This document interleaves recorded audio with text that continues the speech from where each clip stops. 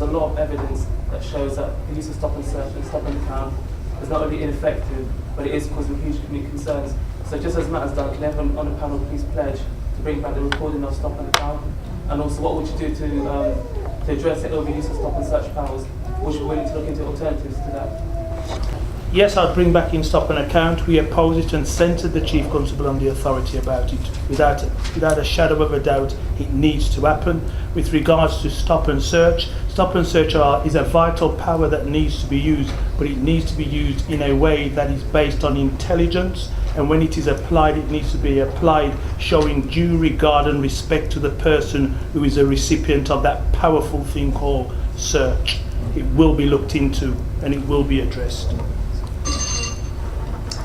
Matt, did you want to say anything else? Or well, I've made the pledge, that's fairly clear. I think what I'd like to do really is have a complete end-to-end review of the whole stop and search process, looking at exactly how and when it's used, what the outcomes are, specifically, its success rate, which I think we've already heard is pretty low, and what the alternatives are. So I'm not saying now I'd have the answer to what the alternative is, but it's very clear that as it's applied at the moment, it's not working, it needs to change, and I want to have a proper review, again involving local communities. You have to do that. Transparency is the key here.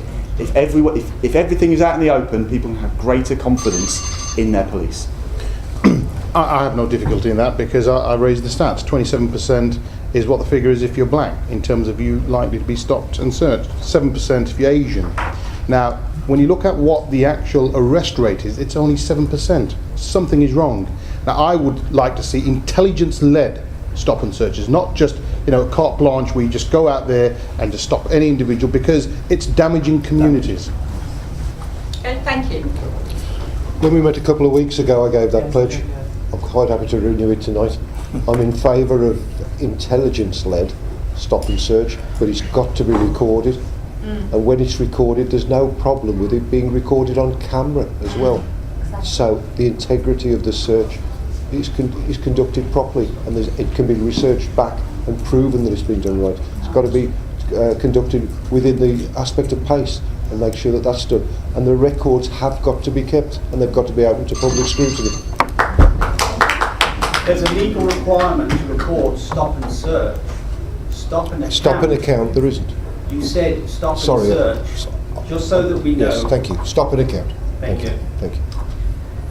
Yeah, in terms of stop and search, as Jerry indicates, there is a legal requirement to do it. I think what needs to be additionally done is to ensure that data is actually be made available to community groups so they can actually monitor it and be assured that any stop and search is driven by police intelligence for proper policing matters and no extraneous motive needs to come into it. I also think we need to very much press down on Section 60. It did grow during the riots, it's now falling, it needs to continue to actually fall. I objected to, and as Derek indicated, we protested about the Tory Lib Dem government's abolition of stop and account. Unfortunately, they've pinched the stop and account system and transferred the airwave system onto stop and search. So we're actually going to find new ways, if we are going to reintroduce stop and account.